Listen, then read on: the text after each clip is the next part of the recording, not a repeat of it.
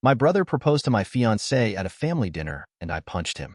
I had no clue she was his ex when we met and fell in love. Now I'm left wondering, will this mess ruin everything? My 28M brother, Mark, 26M, used to date my fiancée, Jin, 26F, a year ago. For context, they dated back in August 2022. They were only together for a month before he broke things off with her because he was bored of being in a relationship and never really wanted to settle down anyway. At the time they were dating, I was in a different state, so I had no idea he even had a girlfriend, and I had no idea who Jin was until I met her. Jin and I met at a bar when I moved back in October and hit it off really well. She was easily the most beautiful and intelligent woman I ever met, and we met up a few times more before we made it official. Fast forward to December, and I finally bring her up to my family and propose them meeting her at Christmas. They knew I was in a relationship, but I'm not the most open about my personal life, so I kept details about her to a minimum until I knew how serious we really were. My parents asked to see pictures, and they started passing my phone around the dinner table. Mark saw it and blew up calling me a shit brother for dating his ex-girlfriend, and he demanded I break it off with her. I refused. When I asked Jen about it, she confirmed they dated and gave me the details about their breakup. It took a few weeks, but eventually Mark stopped bringing up me dating his ex, and I thought he was over it. On Jen's birthday this year, I took her out to a fancy dinner with both of our families and her closest friends, and I asked her to marry me. Mark flipped once again and blew up about me proposing to her, which I and my sisters immediately shut down. The incident happened this past weekend.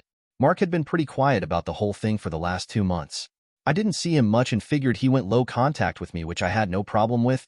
Then he invited me and Jen for family dinner at his apartment with my parents and sisters. I thought it was weird, but my parents and sisters were also going, so we agreed to go. The dinner was nice, nothing too fancy, and we moved to the living room to talk. About 30 minutes into normal conversation, Mark stood up and told us he had an announcement. He made a long speech about being happy to have his family around for his big moment, then got on one knee and pulled out this cheap ring while asking Jen to marry him. Jen was confused and obviously uncomfortable and demanded that he put it away and stand up. My dad tried to make a grab for Mark, but I got to him first and punched him. I won't repeat most of it, mostly because I was too angry to even listen most of it, but he said something along the lines of wanting to show me that Jen wasn't really into me and just wanted to get back at him. Before it could get worse, my parents rushed me out and promised to talk to him. It's been a few days since it happened, and I'm still pissed off. I don't know what to do at this point.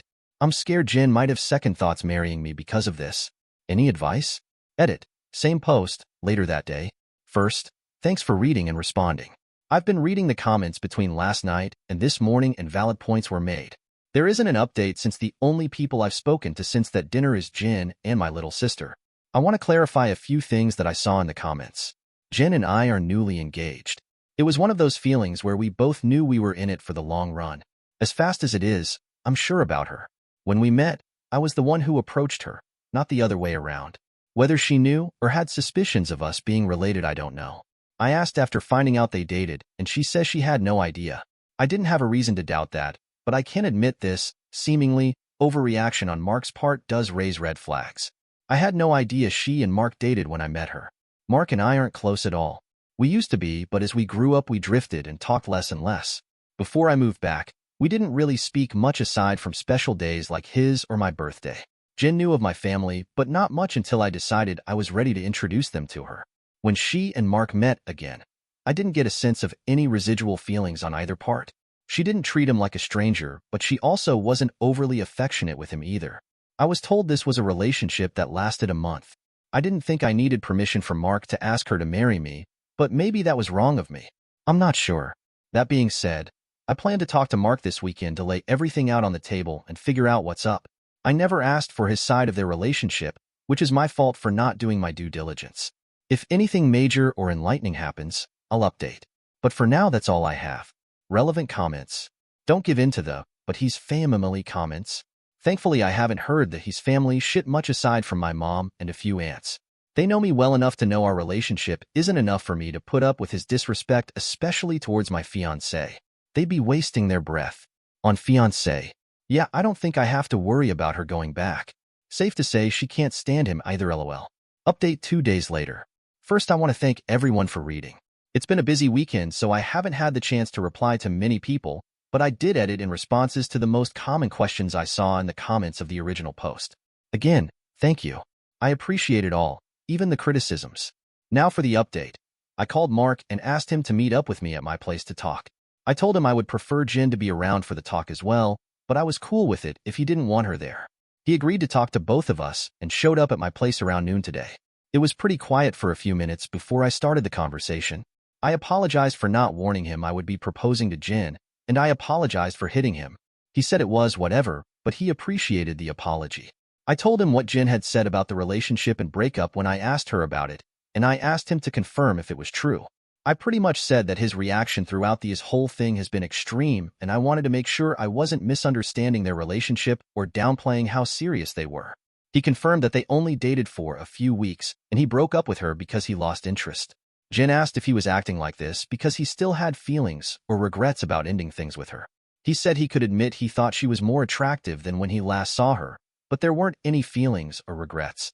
He said he just didn't like seeing a girl he dated, even if it was short-term, with his older brother, and as a man I shouldn't have violated him by pursuing things with his ex. I reminded him that I had no idea they dated, so it wasn't like I consciously did this knowing their history together. He shrugged me off and said it didn't matter. I still should have broken it off. He was adamant that if the roles were reversed he would have done the same thing, which I doubt. I asked him why he proposed to her if he didn't have any lingering feelings. Basically, to sum it up, he was talking about it to one of his buddies who was around when Mark and Jin dated, and the guy put the idea in his head that maybe Jin knew from the start that we were related and was doing this to get back at him, considering Jin had been hung up on him after they ended. He and his friend thought it would be a good idea to test it and see if they were right, so he came up with the idea to propose and see if she dumped me for him. Jin asked him to elaborate on why he thought she was hung up on him, and he told her that he heard she was asking about him following the breakup and still hanging out at the places they used to go to, so it was a valid assumption. Then for her to pop up randomly with his brother affirmed his suspicions. Jin told him she'd only asked about him once following the breakup, and she'd been hanging out at those places with friends before they started dating, and she wouldn't avoid them because of a breakup. She also told him she was offended at the idea that she would go as low as to pursue me, just to get back at him. He shrugged and gave her a half-assed apology, but said she had to see it from his point of view. He asked her if she really didn't know, and she told him that she didn't see the resemblance in us until we were in the same room, and we act nothing alike, so it never crossed her mind, and he said okay. That pretty much wrapped up the conversation. He did tell me before he left that I could take back his invite to the wedding because he can't bring himself to support our relationship knowing he used to date her. I told him he didn't have to worry about that as he was most likely going to be uninvited anyway. It's been a few hours since our talk and I do feel better. My parents aren't too happy about him being uninvited, but they understood that it was a mutual decision and probably for the best. My sisters told me they knew he didn't have a good reason for being an asshole, and they don't blame me for not wanting him at the wedding. As of now, I'm going to limit contact with Mark, and I doubt he'll reach out to me anytime soon either. Once again, I want to thank everyone for reading and commenting, and if anything significant happens, I'll update again. Relevant comments. Why didn't she know of your family? We hadn't discussed my family much in the beginning of our relationship. I left home to get away from them, my parents specifically, and started reconciling at my sister's request when I decided to move back home. I was open about not being close with them when Jin asked, and she was okay with being left in the dark considering the circumstances. Update 2 months later. I couldn't post this to the same forum, so I'm posting this directly to my profile in case anyone is interested in an update. It's been a while since I've posted, but a few things have happened since my last talk with Mark. So I've been low contact with Mark since our last conversation. I haven't called him, and he hasn't called me, and our only interactions have been in family settings. As it stands, my mom is now upset that Mark is still uninvited from my wedding. It started with a comment made during my younger sister, Sophie, 22F's birthday. Her boyfriend of, I think, 4 years proposed to her at the end of the night, and we sat around talking about what she envisioned for her dream wedding. She talked a bit about wanting a destination wedding and her ideas for the cake and dress, then she said something along the lines of, "Teddy, I know Mark's banned from your wedding, but you won't care if he comes to mine, right?" I laughed it off and told her I can't get mad about her guest list even if I wanted to. My mom gave me this weird look and asked if Mark was still not invited to my wedding. I told her yes, and she got irritated. She told me she thought I was joking and said I was being unreasonable to go through with banning him from the wedding since he's family. She accused me of holding a grudge just to be petty. I reminded her that he and I agreed on him not coming. I then told her that this wasn't the time to talk about my wedding since the day was about Sophie, and if Mark or her want to talk about my wedding they can call me another time. Sophie laid into my mom a bit about trying to make her special day about Mark, and my mom dropped the issue. For those of you who might be wondering, Mark wasn't at Sophie's party because he apparently had to work and couldn't make it. A few days later, My mom stopped by my house and said she wanted to discuss my wedding. She asked me why I was so adamant about Mark not coming to my wedding. She said that I shouldn't be so insecure about Mark and Jin's previous relationship and that uninviting him was a step too far. I told her that Mark and I mutually agreed on him not coming to the wedding, and he can come to me about it himself if he has a problem with it. We got into an argument, and she said that if I wasn't going to re-invite Mark, then she would not be coming either because I'm ostracizing her son. I shrugged and told her if that's what she wants, then she can toss her invite in the trash, because I won't beg her to be there. She asked me if I would really be okay with her not attending, and I told her it wouldn't be the first time she missed an event of mine because of Mark. She said I was being an H for throwing her past mistakes in her face, and she stormed out. I then started getting messages and phone calls from her and a few family members about the whole situation saying I was in the wrong and urging me to invite Mark just to keep the peace. Jin's also been getting messages from my mom asking her to talk to me and get me to change my mind, but to my knowledge, she hasn't been responding. So far, most of my mom's side of the family are standing in solidarity with her and not attending, while my dad and his side of the family, which is only my aunt and uncle and their 2 kids, agree with me and are still coming. My sisters are also still coming to the wedding, and of course Jin's family too.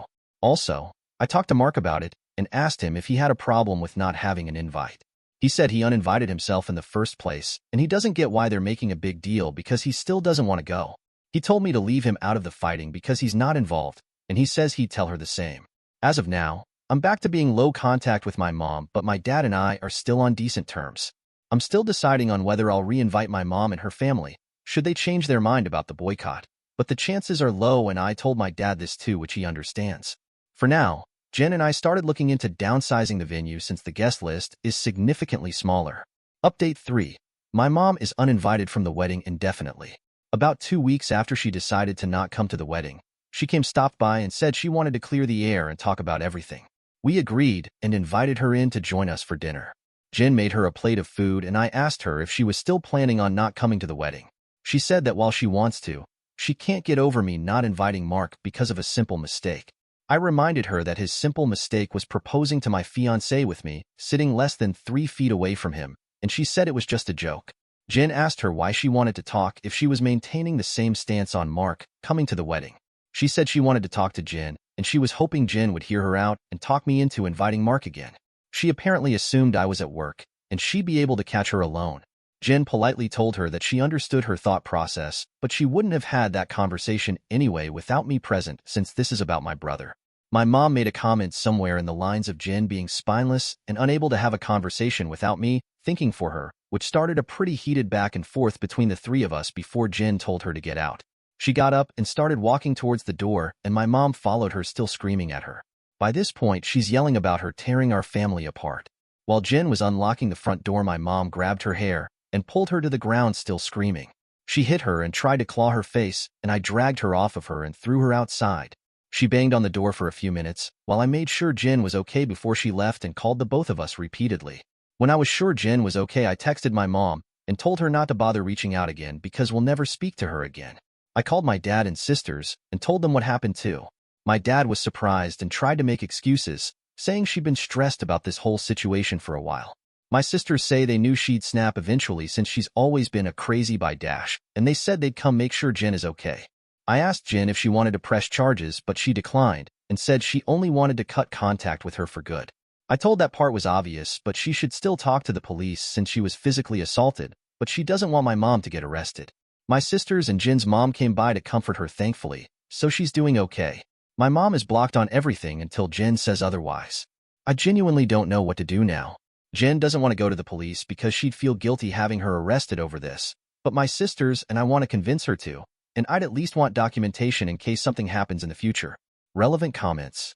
All of this could have been avoided if Mark had sat down with your mom and taken responsibility. He absolutely could, but I don't think he knows what accountability means. I really do believe he thinks he has nothing to do with our mom's actions, and I don't think anything I say will be enough to convince him that everything she does is for him and her own selfish gain. OOP comments on November 12th to someone saying they should really press charges. Jen is still against formal charges, but after reading some of your comments with me and a long talk about how this could escalate, she agreed to have it documented with the police just in case. She wants to talk to my dad about possibly getting her back in therapy or some kind of treatment for her erratic behavior. And of course we are moving forward with going no contact. Clarification post. Title: Some background on my relationship with my parents.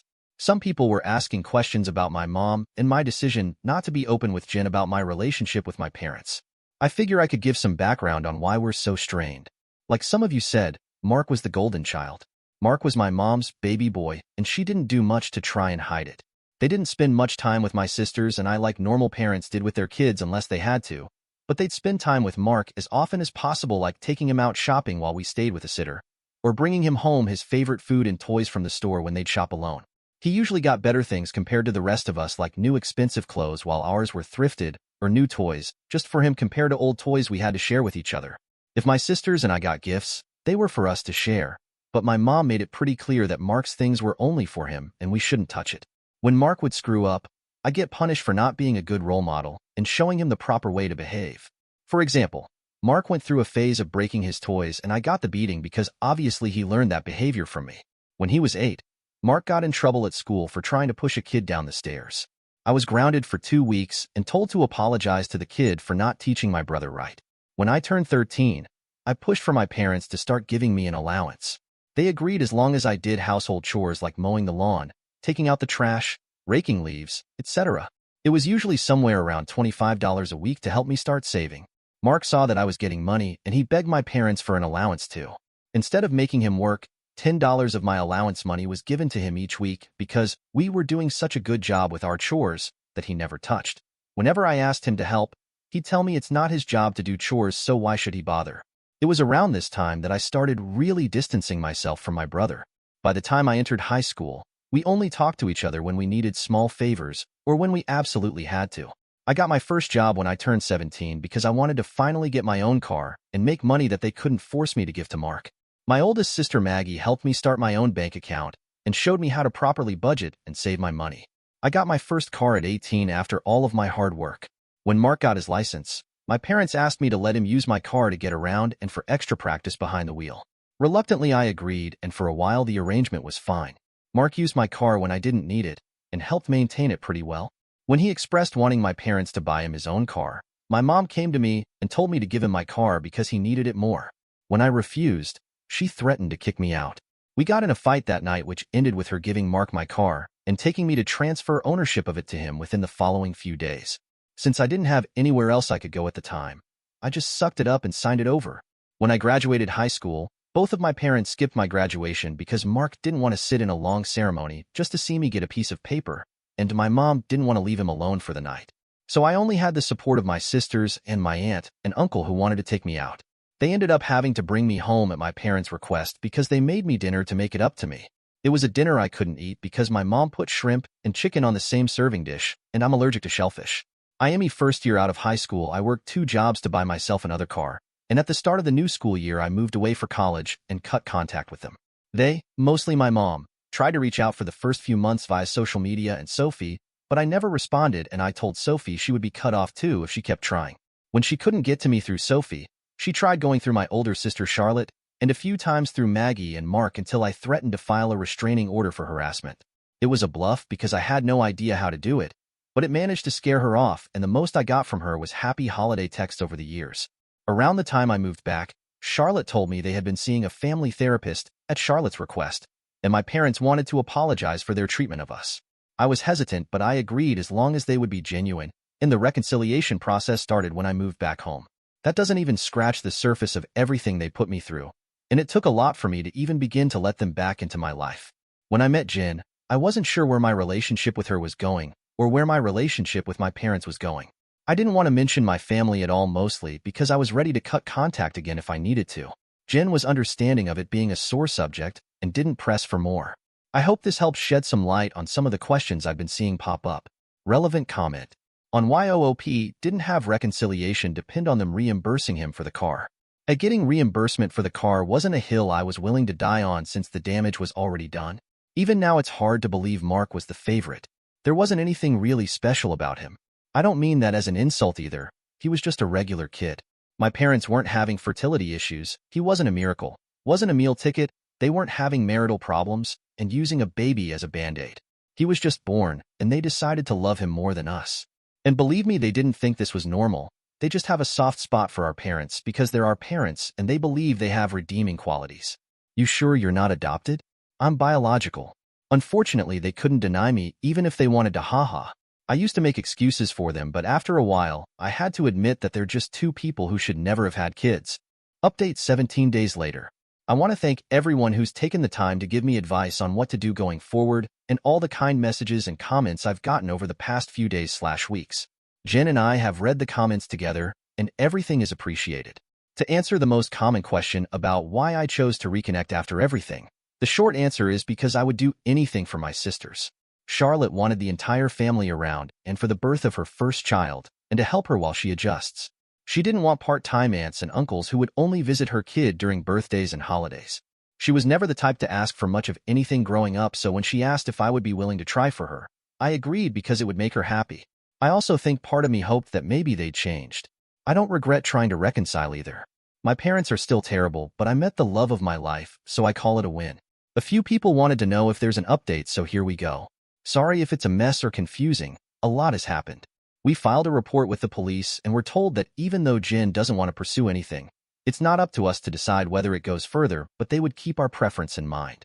We provided some pretty decent evidence of the assault, including pictures of Jen's face and text with my mom and dad talking about what happened.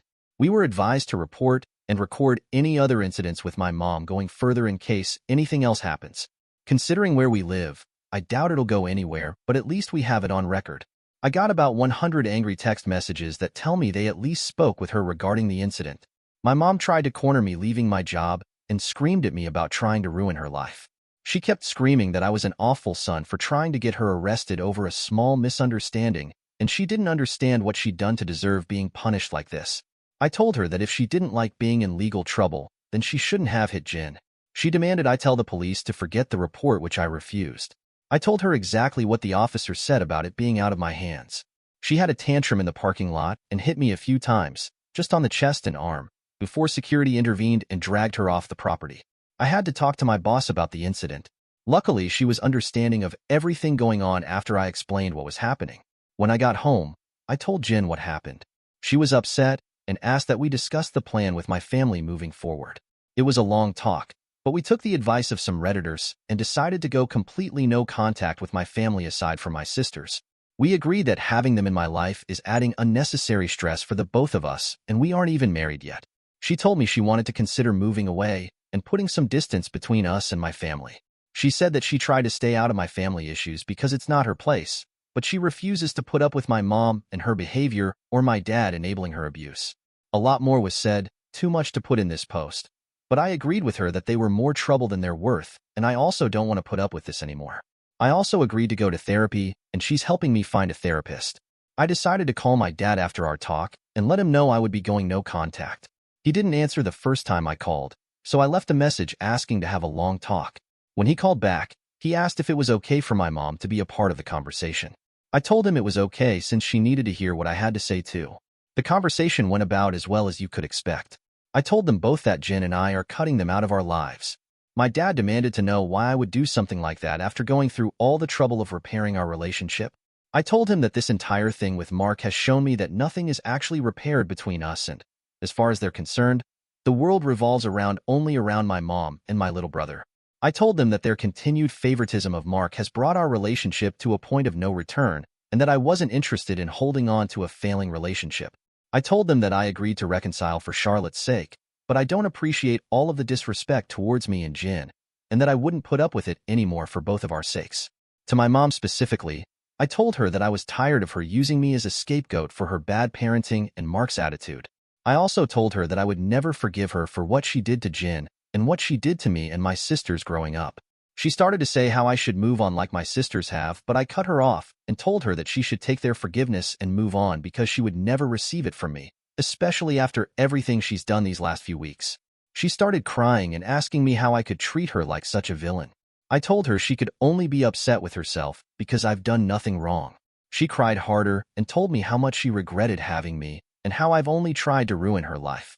This started a heated argument between her and Jen once again, and Jen told her in much more colorful words that she was disgusting and plenty of other nice names for saying something like that to me. I don't know if she left the room or just decided to shut up, but my mom stopped talking when Jen was done speaking to her. My dad said he wasn't okay with being shut out of my life, and he asked me to try to understand my mom's point of view.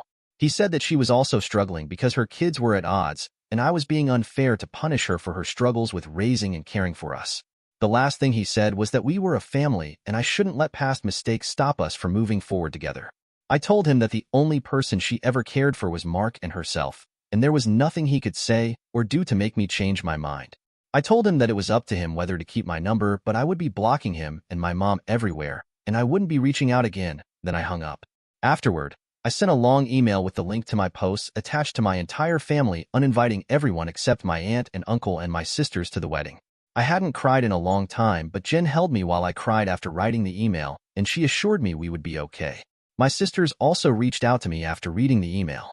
I apologized to Charlotte for not being able to continue reconciling like she wanted, but she told me it was okay, and it's not my fault I had to cut them off again. The response from my family has been pretty mixed. Some are angry I aired out family issues on a public internet forum, while others are pissed at my parents because they never knew it was this bad. The last person I talked to about everything was Mark. He asked if I was cutting him off too, and I told him I wasn't, but I wouldn't be going out of my way to reach out to him either. He didn't argue, and just wished me the best with the wedding, and we haven't spoken since. Right now, Jen and I are looking for a new place to stay. The plan is to move closer to Jen's brother. He lives about 3 hours from where we are now, and Jen and I like the city he's in. I spoke to my boss about transferring, and Jen is looking into the option of working 100% remotely or possibly finding a new job. And once again, our venue's changed. Since the guest list is significantly smaller, my FBL is considering letting us use his lake house for our wedding.